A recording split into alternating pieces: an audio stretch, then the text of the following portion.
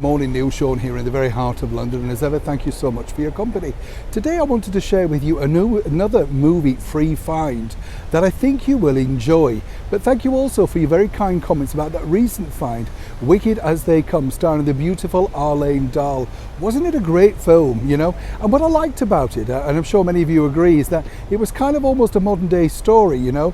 Wins a competition, think about reality TV, gold digger, climbs her way to the top, and then of course, you know, karma comes around, doesn't it?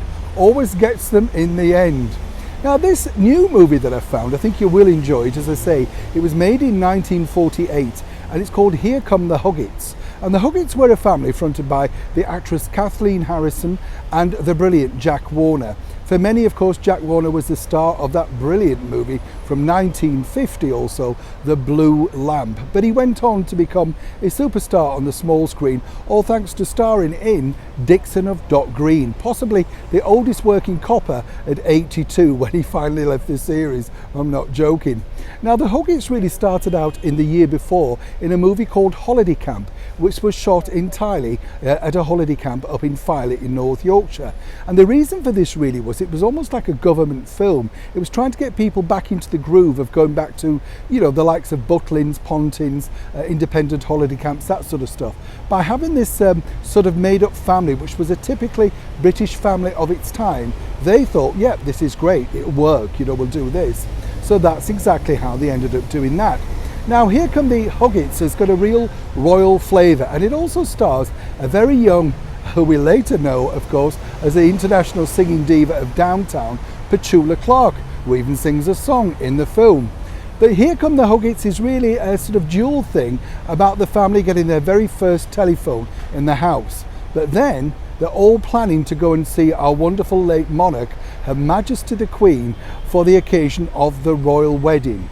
I won't spoil too much about the rest of it, but it is a real nostalgia fest. It gives you a lovely warm feeling about a time that has simply gone on, you know, moved on. Think about it, we forget, don't we, that people of course were using the basis of these things, you know, to try, if you like, and move forward and, you know, capitalize on things that were in the current media vogue, like the royal wedding, which was a huge event for those that do remember it. The Huggets ploughed on for another couple of films and then very successfully on radio for over 10 years. They were a very, very successful format, and it's amazing that they don't get repeated as often with these forgotten TV shows and radio shows, because a lot of people would like a lot of the sentiment involved. As I say, if you're looking for a warm, cosy afternoon nostalgia fest at British life in the late 1940s and the early 50s, then Here Come the Huggets is definitely a movie for you. I would also recommend looking at Holiday Camp, the previous film as well. That's of the similar vein, and as I say, just a great find. And right now we're all looking for something that's a little bit warm and sort of heartwarming, aren't we? You know, that sort of stuff. As ever though, I would love to know what you think to the Huggett family in the comments below. Let me know if you enjoyed it. I've watched it twice. Neil Sean in the very heart of London.